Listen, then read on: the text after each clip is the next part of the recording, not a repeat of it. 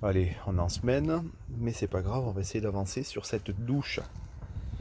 Donc là, on voit des panneaux d'OSB que j'ai découpés.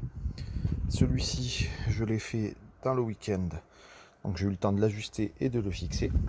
Il me reste plus qu'à faire un rebord au-dessus, ça me permettra de protéger et de masquer toute la zone technique de la pompe à eau, etc. Puis ça me fera accessoirement des rangements que je ferai plus tard, mais déjà il faut que je le ferme. Et ensuite, il me faut faire ce côté-là. Donc j'ai déjà prédécoupé une planche qui épouse les formes là-bas et qui est à peu près de la bonne hauteur. Il me faut juste ajuster légèrement la hauteur, puis la largeur. Donc je m'y prends maintenant. On va voir ce qu'on peut faire. Voilà, le but c'est de fermer là aussi la zone de la cuve. Et comme ça me fera une délimitation assez claire de l'espace qui pourra être mouillé. Il ne restera plus qu'à faire le bac en flexipierre ensuite. Sachant que c'est de l'OSB hydrofuge, donc c'est protégé. Allez, let's go pour les repères et la découpe. Voilà, le plus dur et le plus chiant, c'est de faire les formes. Alors la forme arrondie, je ne sais pas si vous connaissez l'astuce, mais il suffit de se mettre, par exemple avec un tasseau que je mets ici, là, et je le colle, et puis après je suis tout en descendant et ça me fait la forme. Voilà. Après j'ai fait des repérages là où j'ai les tasseaux. Donc je fais un petit repérage, je mets ma planche, je marque l'endroit où elle arrive, puis après je prends les dimensions de la zone à découper, puis j'ajuste. Et donc voilà, là j'ai ajusté les derniers millimètres.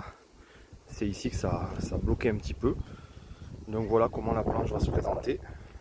Elle sera comme ça debout. Donc allez, on va la mettre. Alors voilà, là j'ai positionné la plaque, mais elle ne fit pas encore parfaitement. Ici de ce côté j'ai réussi à plaquer sans trop de problème. Par contre ici je vois que j'ai une zone qui passe pas. Donc je repère et ça vient d'ici. Là c'est trop en friction. Donc je vais faire un repérage crayon sur toute la zone qui déborde. Donc je mets mon crayon par exemple comme ça et je suis. Voilà. Et donc ça me donne un repère où il faut que j'ajuste un petit peu la paroi. Voilà, encore une petite découpe. Et voilà, ça fit parfaitement. Alors le plus important pour être sûr que ça tient, ça fit comme je dis, ça soit parfaitement ajusté, il faut que ça soit embuté. Donc ici c'est embuté, ici aussi, et sur le haut, ça doit l'être aussi.